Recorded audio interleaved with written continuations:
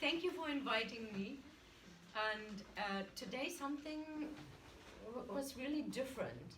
I have no idea why, but usually I am always very well prepared. Like I rehearse to the T over and over, and my whole world becomes how the bee can go from here to there, and I can't think of anything else for days.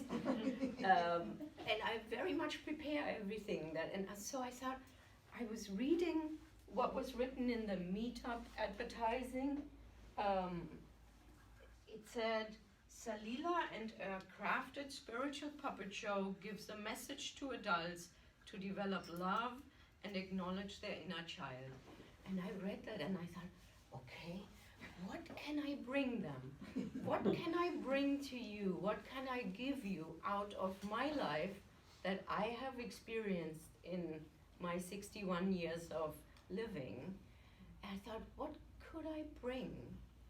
And everything stayed really empty. Like it was so scary because it was just empty. And my boyfriend, he made fun of it. He said, well, why don't you just stand like this? Thanks, But Dave. then,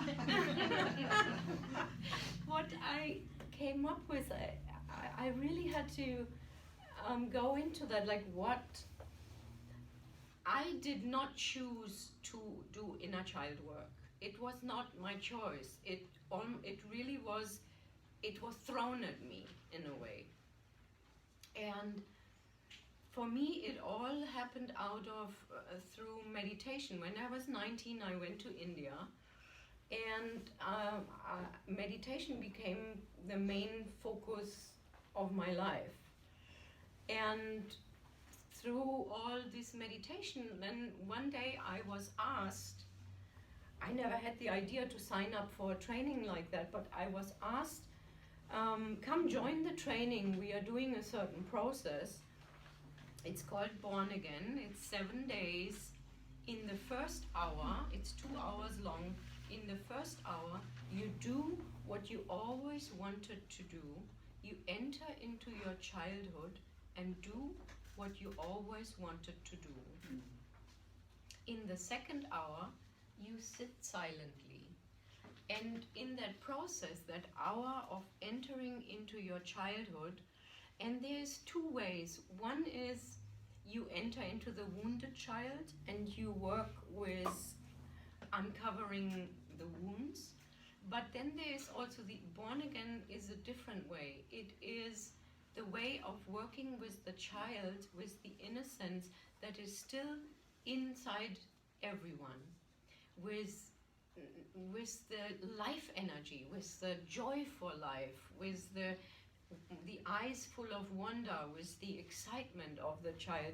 You can actually enter into that. And the instructions for that were very, very simple. It was just, you enter into your childhood and you do what you always wanted to do. So that was for 1 hour, and then 1 hour sitting silently. The sitting silently was very, very different after this structure, or no structure. The structure was no structure was in a frame. And so that came to me, I did that, and this process absolutely changed my life. So when I came here today and I thought, what can I bring you today? Like, what can I bring? I thought, but I don't have anything to, what do I tell people? Then I thought, okay, why don't you tell them what changed my life? And that was definitely one thing that's without, it was not intended, it completely changed my life. So I did this training, and then they said, okay, can you facilitate that now? And I thought, no, I can't do that. So I did the training again. And then I thought, okay, I have to jump. And then I did it. And it so happened that in the following years, there was very few people facilitating this process. And in the following, I don't know how many years, I did this process 52 times. Which means, you know, each time it is 7 days, 2 hours a day. So I spent 52 weeks in that kind of space. And I noticed one thing, that when we do meditations or any kind of techniques, that sometimes, I do that 1 or 2 times and I think, oh, well, it doesn't really do anything for me. But I think it's not instant coffee. It takes more than... So after 52 weeks of this, within a couple of years, something significantly changed for me. And I felt that I was coming much closer energetically to who I was inside. Sorry, that makes me cry.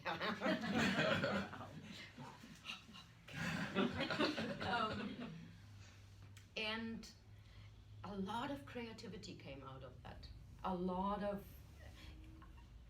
I can only recommend to anyone, when you become silent in meditation, out of that silence, completely unexpected creativity arises. It's a little bit, I think, in the same way, like sometimes you want to solve something and you just can't solve it. And then you sit on the bathroom and you spend some time in the bathroom and suddenly, whang bang, here it is, because you're totally relaxed. And that's what happened. Meditation is a deep, deep, deep relaxation and more. And out of that relaxation, I was so amazed what came out of it. So today, I want to bring you 2 little things.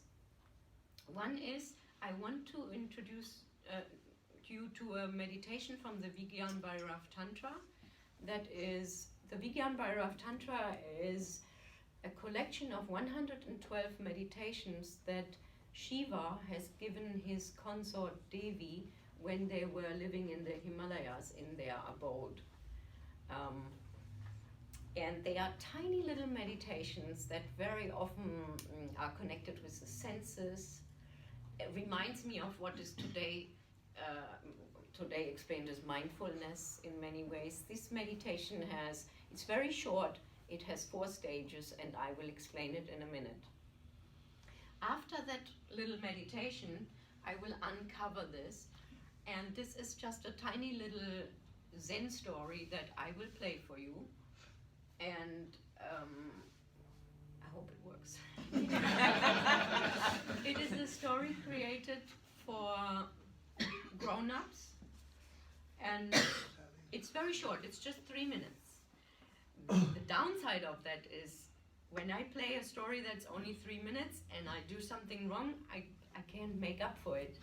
But I hope everybody looks very compassionate here. Yes. Yes. We give you redos too. Yeah, you could do it, if it's only 3 minutes, you could do it like 5 times. Thank you for your compassionate views. The reason why for me, meditation and creativity, call it, or art, or it's so, if there is 2 things that are totally in my heart, it's meditation and creativity. And for me, there is such an importance or relevance in creativity or art. And when I say creativity, I mean, it doesn't mean just painting or just making music or just knitting or everything. It depends on how you do it. If you do it with awareness and with love in your heart, it becomes, no matter if I clean the floor, it becomes creativity. You can do that very creatively, or you can just hate it a lot. Okay, let's not go down that road. So one thing with art that I personally really love is, very often it directly goes to the heart. It's a heart opener. Like when I play with the puppets, there is no resistance. It just, it goes to the heart. It just, or the same, like for example, when you sing with people together, When you really, if you really sing, I mean, without holding back, if you really sing, your heart opens. There is no other way. And if you look at a painting and something in you is really touched, it touches your heart directly. There's nothing in, there's no words, there's nothing in between. It just touches your heart. And I think in these times, I think that is so needed. So I think whatever works to touch our heart is a good thing. So, are you ready for the little meditation? Yes. The little meditation is called See as if you see for the first time.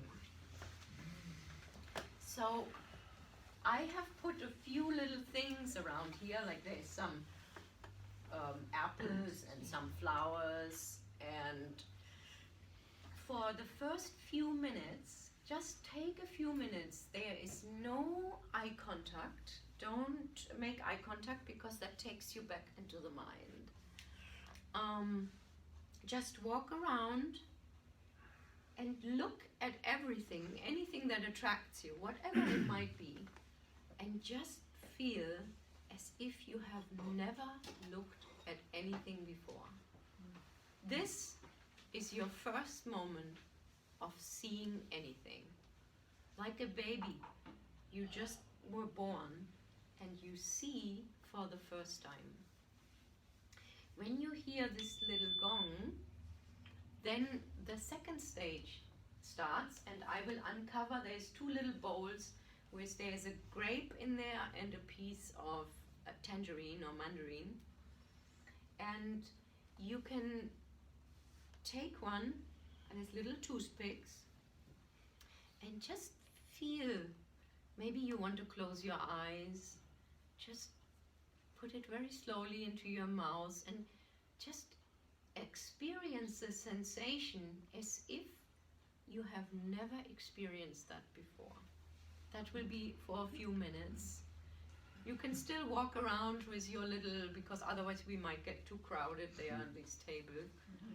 And just walk around, tasting your grape very slowly. No eye contact, just gaze a little bit ahead of you on the floor. When you hear the gong, then you sit on your chair and just sit silently. This whole is just going to take a couple of minutes. I don't want to rush you through it, but we have a limited time. Are you ready?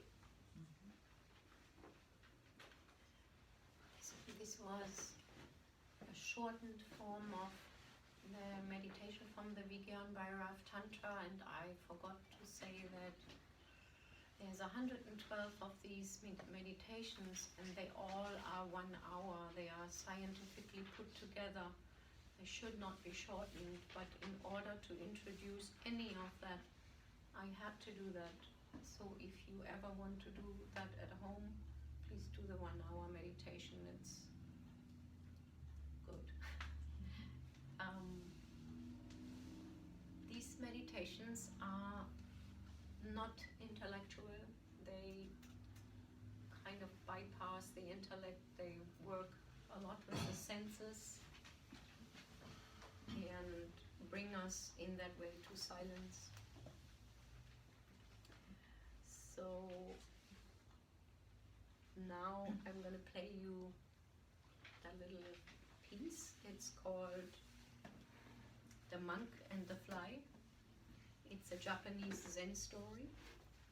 And a fly or a dog barking, usually like certain things are metaphors, like a fly very often represents the busy mind. Or a dog barking can also represent that.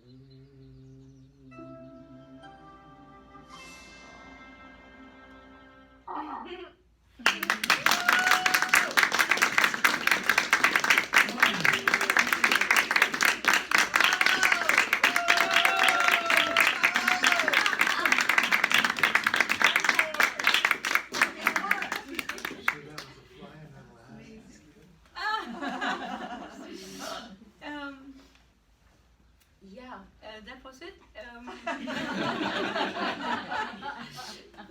Thank you for Do we have everything. any, And if you have any questions, Yeah, you can questions, ask answers me. that you'd like to. And Arch, tell us about the enjoyment of making the puppets. that's a really beautiful question, because sometimes I feel just really empty, and sometimes I have this creative flights, I'm all the way up there, kind of, but I feel when we create, like, sometimes it just takes off, and it's almost like I'm just in this I completely forget about myself, and I sometimes feel, God created this world, or so that's how we say it, right? And I feel that when you are creating it, it really doesn't matter what it is. If you're gardening or if you're cleaning your floor, whatever you're creating, when you are totally lost in creating, I feel in that moment, and I hope that is okay with you when I say it that way, in that moment, I disappear, and I feel it's almost like godlike. Yes. And I was wondering if I could say that, because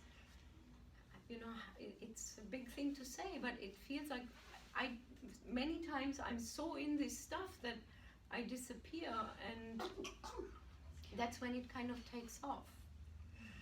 I also wanted to say, if you have kids in the neighborhood, or grandchildren or children, or I have an email list here where you can write your name into, and I will let you know. I have some really big show coming up. I have a much bigger theater with puppets that are this big, and they're all hand-carved string puppets. I have a beautiful new show coming up, and the more people know about this, the more I can survive on this. It's important for me. You have like 3 coming up in November, right? I have 4 in November, because I was really lucky they sold out so quickly. But if anybody has kids in the neighborhood, or your children, grandchildren, bring them. It's such a joy for me if I can survive doing what I do. So where are the shows? I have a small puppet theater in Spinat, and I will give you the information for the people who are interested. It's right by the railroad. So everybody looks to the puppet theater, and when the train goes, then everybody looks to the train. You have to schedule your times. Anybody have other comments or questions for Salila? I think So do you ever present the technique that you were talking about, the 2 hours for 52 weeks? actually I have started to do meditation classes on Tuesdays, and I think I have to talk to you about that. And Here? I'll have to talk to you. I haven't talked to Dawn about it yet, so I don't know. But I have you- done that in my place too, yeah. And you will be doing it again soon? I as do soon it as on you have Tuesdays just because I want to do it, and sometimes friends join me, and Okay. yeah. And I want to keep doing that because it's really good for me. And I think if it's good for me, it must be good for someone. You wanted to